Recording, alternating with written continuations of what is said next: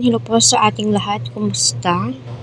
Beyonce, di akalain na ibubuking siya ni Kalinga Prab. So, bakit nga po siya ibubuking So, ano nga ba yung ginawa ni Beyonce?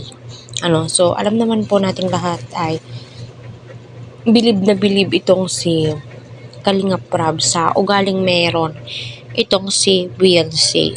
So, 'di ba? Alam naman po natin lahat kung usaping masinop sa pera, yes, 100% na itong si Beyonce ay napakamasinop sa pera. And then, napakabait, no?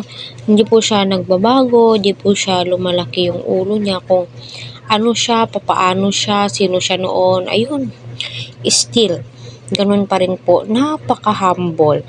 Kaya, tuwang-tuwa si Kalinga Prab sa kanya. And especially, siguro si Eds ay proud na proud kay Beyonce, di ba? Hoping na lalago pa po ang kanilang samahan. I mean, hindi matatapos kapag tapos na po yung pabahay, kasi bilang supporters nakakasad naman po kung walang season 2, kasi alam nyo na EDSI fanatic po tayo, no? Parang kila Beyonce na lamang ho umiikot yung mundo natin, di ba? EDSI ika nga po nila.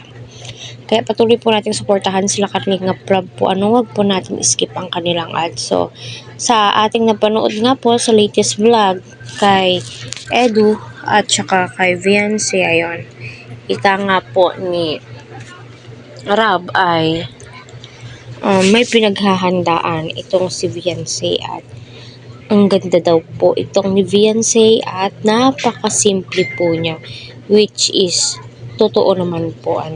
Si Beyonce ay napakasimple, napakaganda, ika nga po, ng mga scouters, supporters, which is totoo naman po at nakikita naman po natin. Bukod nga po sa maganda na itong si Beyonce ay, my God, napaka-humble pa po.